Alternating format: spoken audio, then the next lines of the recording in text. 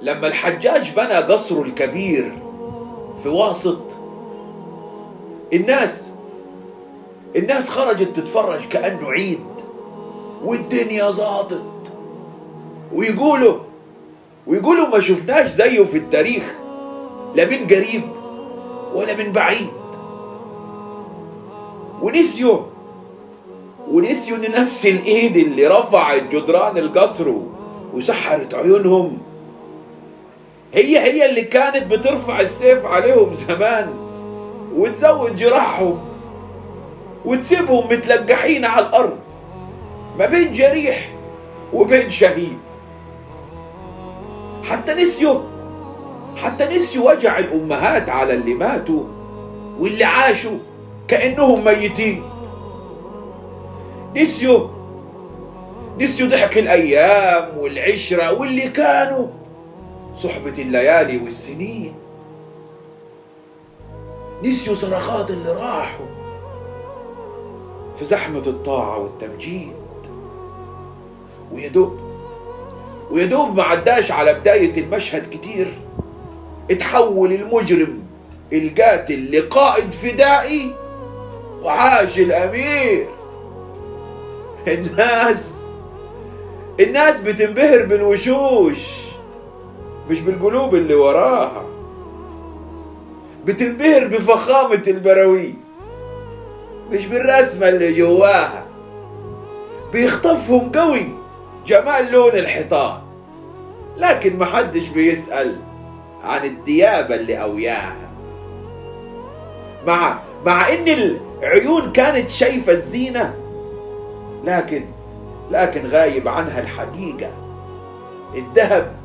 الذهب غطى ببريقه الدم، فنسيوا كل نفس قتلت غدر وكانت بريئة. وفي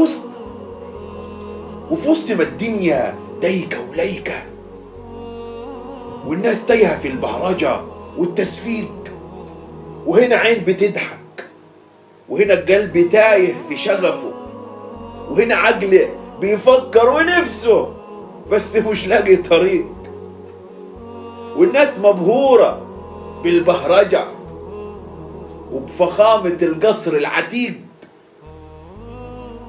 بصوت عالي وبدأ واحد في الحشد الزعيق: ناسيين ان نفس الايد اللي بتوزع دلوقتي الهدايا هي اللي كانت زمان بتوزع الكرابيج، وان اللي شهدتوله دلوقتي بالتقوى والهداية هو اللي قسم بيت الله والحجيج، وان اللي بتمجدوه دلوقتي وبتغنوله ده اللي لبس القهر للناس لبس، وسرق فرحة الأب بعياله، وخلى العيشة برا السجون أمر من الحبس. ده اللي خلى الحر بقى عبد وتعدى بكبره على الصحابة الأتقياء. ده اللي كرهوا مقته كل أهل الأرض وغضب عليه أهل السماء. وفي عز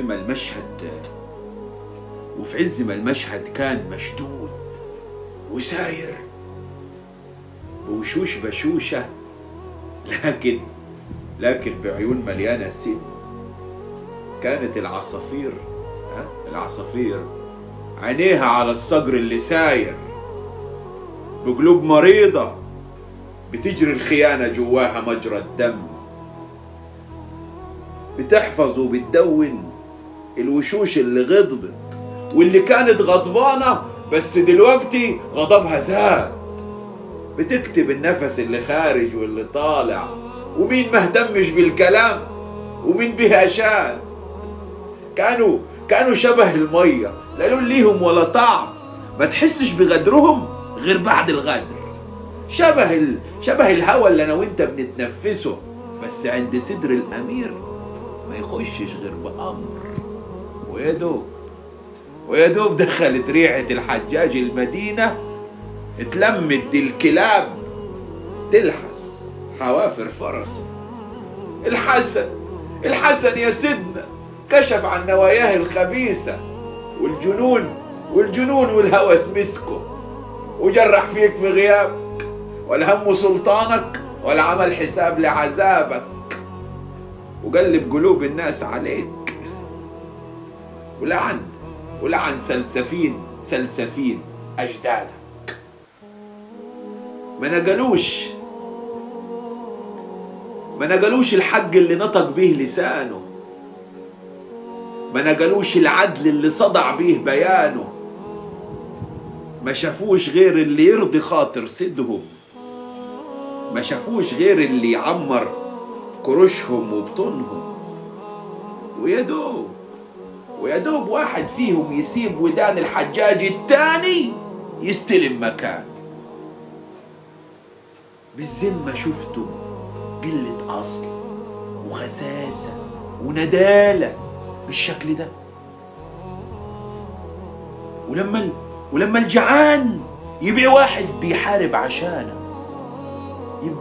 يبقى وصل لأي مستوى من الدناءة كده. مش موضوعنا. المهم تعالوا نشوف الحجاج عمل ايه في سيدنا بعد ما سمع الوشاية وألم بالخبر. بان عليه الغضب كأنه بركان، وتلت ارباع الجن اللي اتخلق عليه حضر، ووشه قلب ألوان. بيجي عبد مولى يا شوية رمم يسبني ومحدش فيكم يرد غيابي. بالله لازقيكم من دمه ناكر النعم، وزين بجتته مدخل قصري ومكاني. هاتول الصعلوك اعرفوا مقام الملوك، واندهولي السياف بالسيف والنطع، ورب الارباب لاجعله عبرة لكل مخلوق، واجعل خبره ملء البصر والسمع.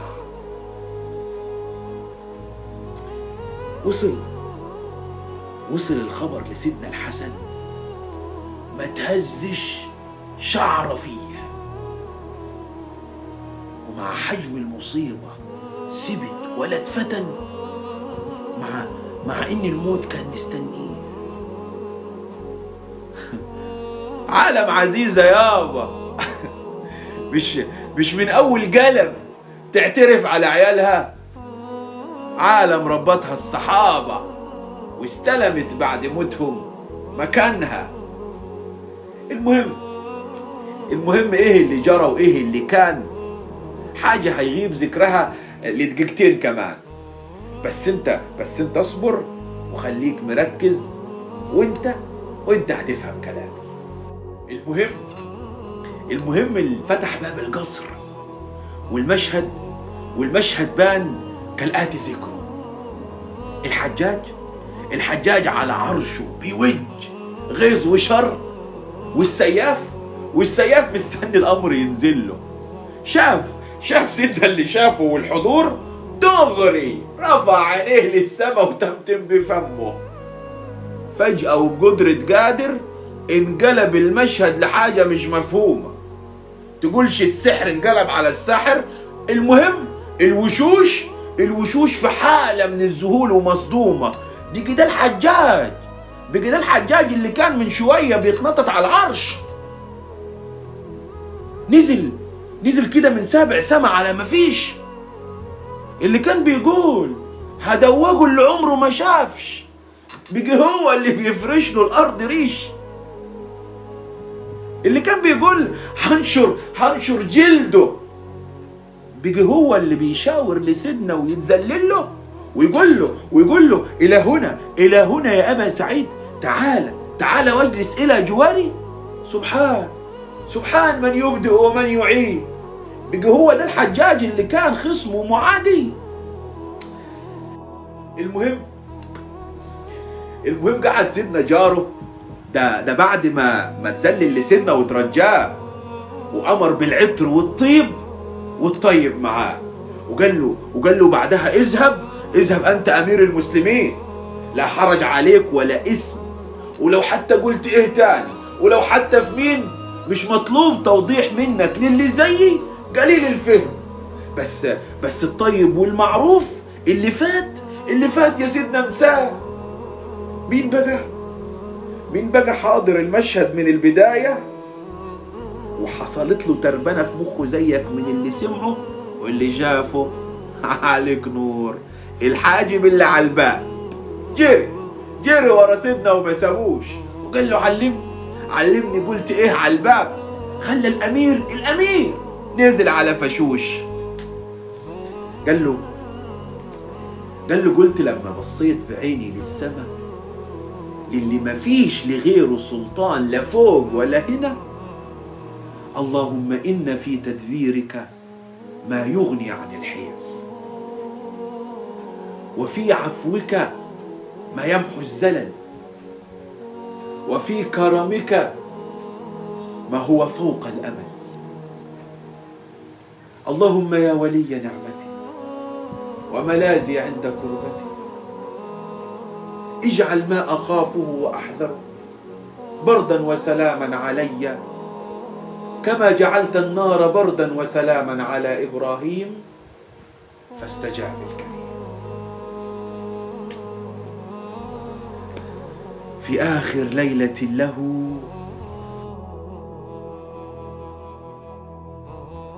ليلة له كان القصر يتنفس خوفا، والظلال تتسلل من الجدران كأنها تفر من سكانها القدامى الحائرين. جلس عيناه تلاحقان شيئا لا يرى، كأنه يبصر ذنوبه تمشي نحوه في طوابير من الأرواح والعابرين. مد كفه إلى الماء فلم يجد فيه وجهه، بل رأى أمواجا من دموع المظلومين. تقلب فإذا الأرض تحته ترتجف، كأنها تضج من ثقل من مشى عليها بالسكين. وفي اللحظة الأخيرة انحنى الرأس الذي منحنى، وسقط السيف من يده، كأنه أدرك فجأة أن الحديد لا يحمي من القضاء إذا دنا، وأن الحجاج الآن فقد سلطته. نظر حوله فلم يجد سوى جدرانا كانت تهابه والآن تهمس في أذنه انتهى، كان يظن أن الأرض كتبت باسمه وأن الدم طريق إلى الخلود، لكن الليل حين أقبل عليه لم يجد غير صدى صراخه إليه يعود.